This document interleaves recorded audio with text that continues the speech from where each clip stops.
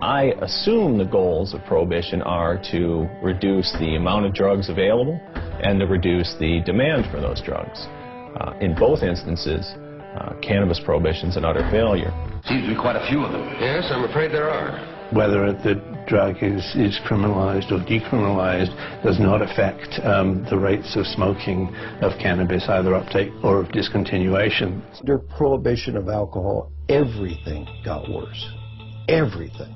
Alcohol prohibition really birthed and gave rise to massive organized criminal groups within the United States. It led to a general disregard for the law and a general disregard for police activity because it was a law that most people didn't obey. Sure, one can point to alcohol as being a continuing social problem, but we don't have people shooting each other over alcohol.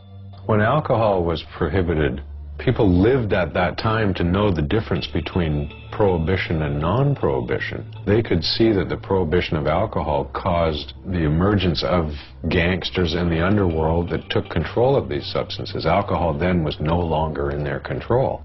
Could this be the same for marijuana? It strengthens organized crime, without a doubt, because you have to be a criminal to sell it. It's that simple. This brings crime into it. That's why the benefits and the ability to make money is so huge in it. Marijuana is just a weed, and marijuana is worth more ounce for ounce than gold.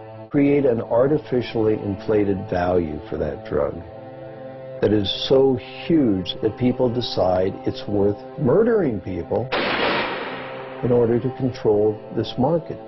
So you've got the police and the high-level drug dealers both agreeing that we should maintain this prohibition.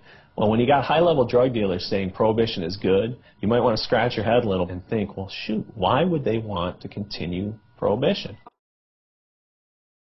We have seen an explosion in prison construction that lags only slightly behind the explosion in incarceration. There are more people in jail in America now than ever before. In the United States, it's one of the fastest growing industries. Some major investment companies at one time described private prisons as one of the best investments you could make. So you can make more money building prisons than any other type of investment. They're extraordinarily expensive to build.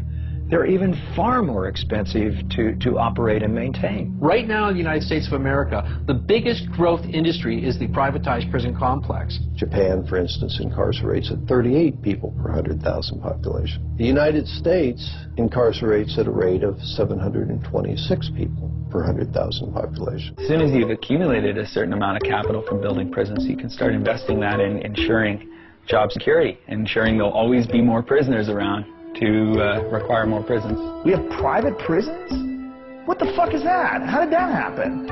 How can you profit over people going to jail? Correctional guard unions have become powerful lobbying groups, pushing for longer sentences on less serious crimes. For the last 10 years, our children across the United States have said that it's easier to buy illegal drugs than it is to buy beer and cigarettes. It's harder to get beer because you have to go through a regulated establishment that's going to check ID, that's going to have those safeguards in place, that isn't just going to sell it to you because you got 40 bucks in your pocket. The guy down on the street corner, he doesn't want to know how old they are. He don't want to see an ID. He says, show me the money. And if they get the money, it doesn't matter if that child is 4 years old, they're going to get the dope. If you can't control the sale of the product, how on earth are you going to keep it out of the hands of kids? The impact for the U.S. budget from legalizing marijuana and taxing it at rates like alcohol and tobacco is somewhere in the $10 to $14 billion range. Production or the harvesting, the packaging, the sales of marijuana could be handled essentially the way we handle alcohol. You sell to a kid, you sell to somebody under the influence, your license is in jeopardy. That license ought to be hard to get and easy to lose. This whole deal is over a drug that seems to pose no more of a threat than the substances we already regulate. At the very least, why isn't this up for debate? The real war on marijuana didn't start until 1972. And President Nixon said, you know, it's all the Jews smoking pot. And I mean, he really said that. When Nixon got into this with these war on drugs, he had things that he wanted to do. He had an agenda. A lot of the information that was kept and warehoused in the Library of Congress and also at major universities was actually recalled and destroyed. The Nixon report that came out through his administration was called the Schaefer Report. It was by a Republican governor, and when he studied it and gave an answer, you can pick this report up, pick up any page, open it, and if you actually have experience with cannabis, you'll realize they're telling the truth. And then when it came back saying that marijuana was essentially harmless, he totally ignored it, so we're going to launch a war on drugs anyways. What we were targeted on was the pot smokers. There was a very good reason we were targeted on pot smokers. Most of them were protesting against the Vietnam War.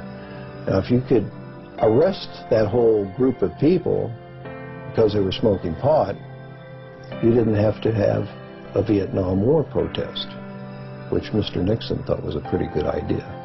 So when President Nixon declared the civil war that we're living in right now, the drug war, in 1972, it was really a war on marijuana. How do you feel about legalizing marijuana? Am I for it or against it? I am totally against legalizing marijuana. And make no mistake, in the U.S. government, the focus of their war on drugs is cannabis.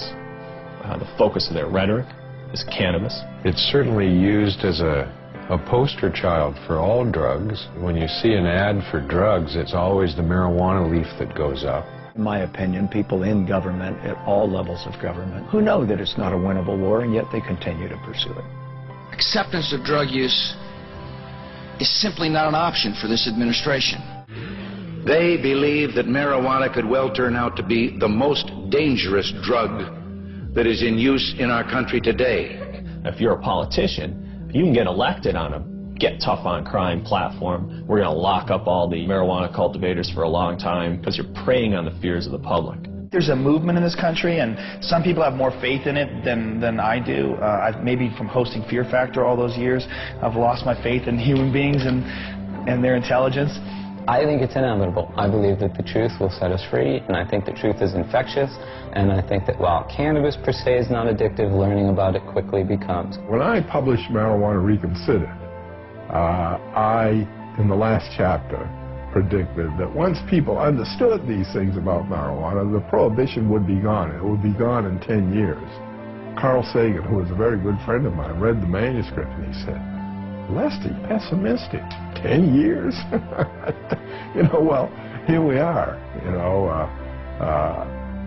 45 years later, and nothing has happened. Nonetheless, it can't help but happen. I mean, you can't sustain a lie like that forever.